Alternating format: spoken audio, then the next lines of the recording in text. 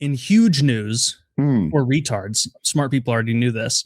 RFK is coming out today saying I had no idea. Whole milk is the best thing of all time.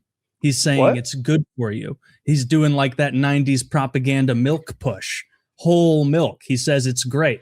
I saw them post a graphic that said, make whole milk great again. I do have to disavow that. It never stops being great.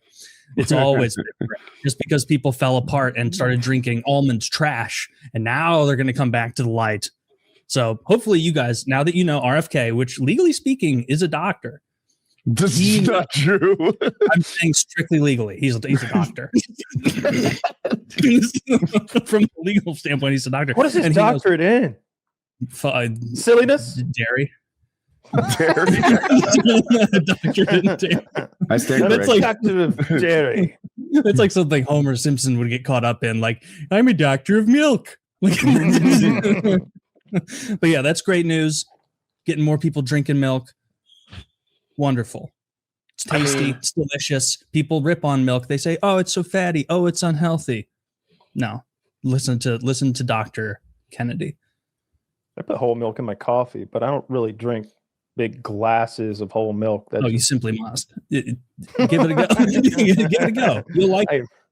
I don't know. I like that cashew milk. It's like 20 calories or some shit, and it tastes the same to me. It tastes better to me, honestly. It's just thin. It's thin. There's no substance. It's not mine. Not mine. Mine is thick on, has as much like thick mouthfeel, like viscosity as milk does. Maybe more. It's kind of creamy in a way, like the way like melted ice cream almost.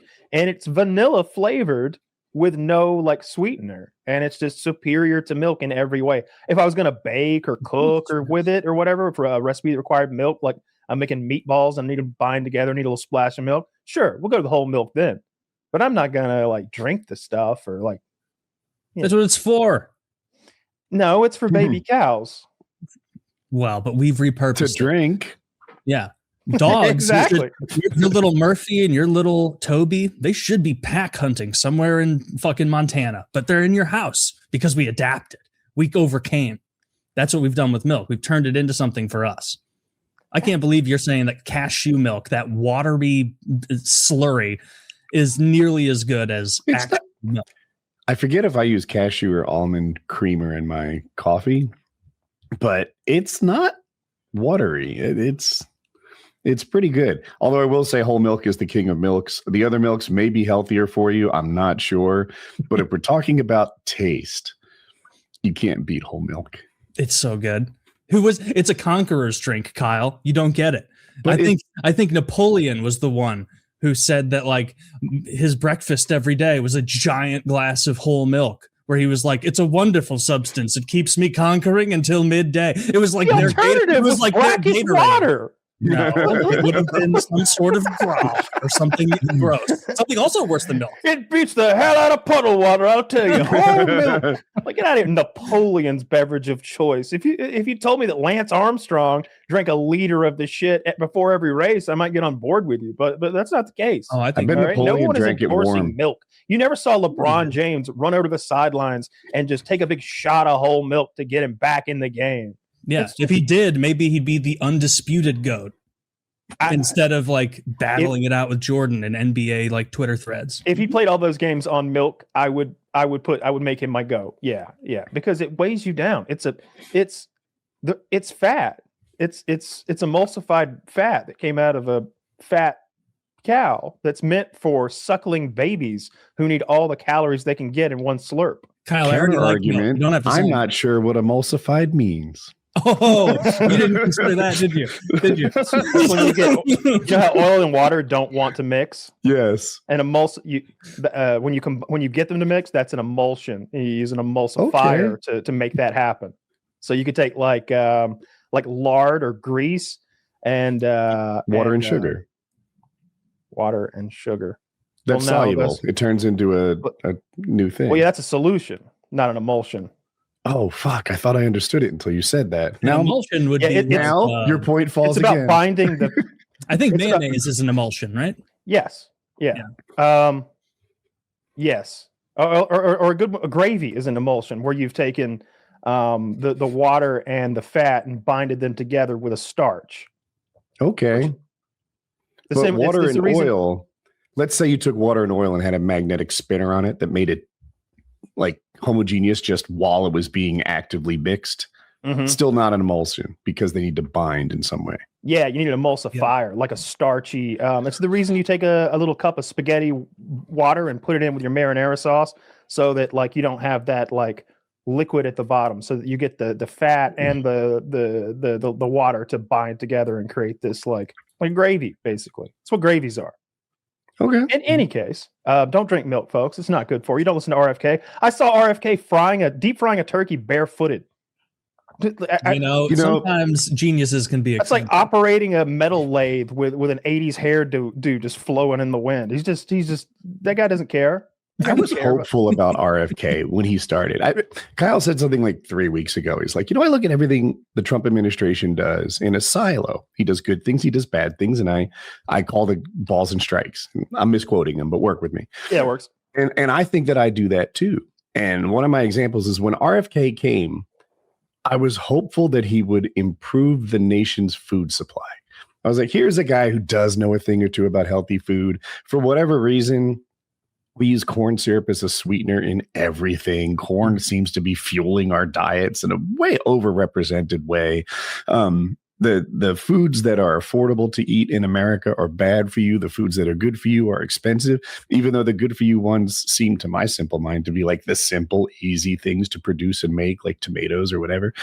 And as opposed to the complex thing, like oatmeal bars I get in plastic wrap. Why is that cheaper than a tomato? I'm not sure, but it is by a lot. So I was like, maybe RFK will come in here and improve the nation's food supply. What we get instead? A bunch of like vaccine conspiracy theories. We've been doing okay with or didn't he push some dye stuff?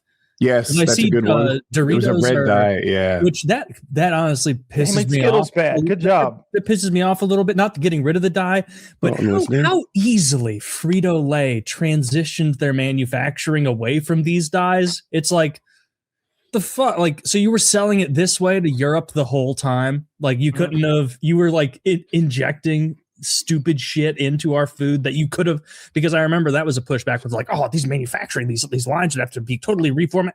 And then they just released the Naked brand of Doritos. Hey, guys, guess what, guys? It tastes exactly the same, but now with no dyes.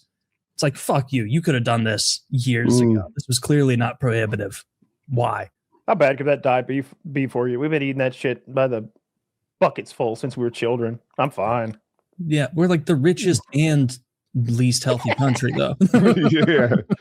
So that's not ideal. That's because of our healthcare system. Yeah. Like people like get a weird pain and they're like, "Ooh, hope that heals up in a week or two." I think how much of it is the healthcare system? I think most of it is our lifestyle. Yeah, I think it's food and lifestyle. I would argue that how healthy your teeth are has more to do with your hygiene practices than what your dentist does once a year or twice a year. Well, yeah, but that's brushing your teeth, not what you eat. I mean, obviously, it's you can eat whatever you want as long as you brush your teeth properly. And also, pretty much. But what I was trying to say, like, I would argue that your fitness is not about the healthcare system; it's about the routine that you maintain every day. Oh, I just think there's so much preventative care that could be taken care of and catch things before they metastasize and before things progress. Oh my God, another voice in my ear about this colonoscopy. Stop it. I don't want it. Oh, you want to go together? We can hold hands. You can Taylor get an early one. That'd be great. I did it once before. It wasn't my cup of tea. I tried it.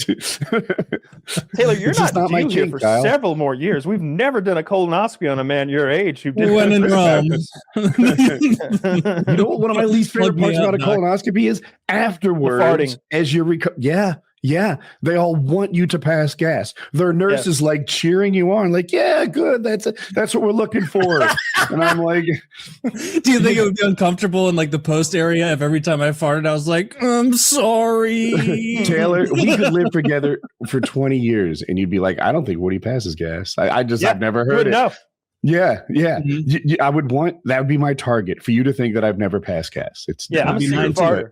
Yeah. You won't even you'll never be aware that I fart. It's rude to fart around people. You shouldn't do it. Even if you're comfortable enough to let loose a fart, it's rude. I don't like it. I'm that way too. If some other couples think it's funny and they do it together or whatever, knock yourself out. That's not for me. But yeah, post colonoscopy, they're all like got their ear on you, listening for your passing gas, and I'm just I don't want to do it. I'm even a little pickier than that. Like if someone has like a big wet nose blow, I'm like, go in the other room. Get out of here. Stop. Why is that? I don't like it at a restaurant. I don't like it at a restaurant, like at a table. It's like that's too much. Like if you got like a little, bring a hanky out and do that. If you got like a little and like dig a little with a napkin, I'm okay with that. But if you're just honking over there, just clearly like having to fold the napkin up to stow away the snot, like you should have taken that to the bathroom. Why is that socially acceptable? I can remember in high school, right? Like there would be a box of Kleenex towards the front of the room. Someone would grab a Kleenex, stand at the wastebasket near the door, and just honk it out in front of 30 people in class. And I'm like, why is this socially acceptable? This is worse than farting to me. It depends on the setting. I'll absolutely blow some snot rockets if we're working and I got to get some shit done. I'm just what would you do? Before you did that, you'd probably turn away a few paces away, and you'd turn away because you know it's a gross act. Well, I want to blow them on to you. If I'm doing that, you're gonna see what comes out of me. I'm gonna blow this thing and try to hit a flower with it or something. Try to kill a bumblebee. That should be the next social thing we push for. Is like blow your nose in private, fart in private. That's a lacking of our culture. We need to.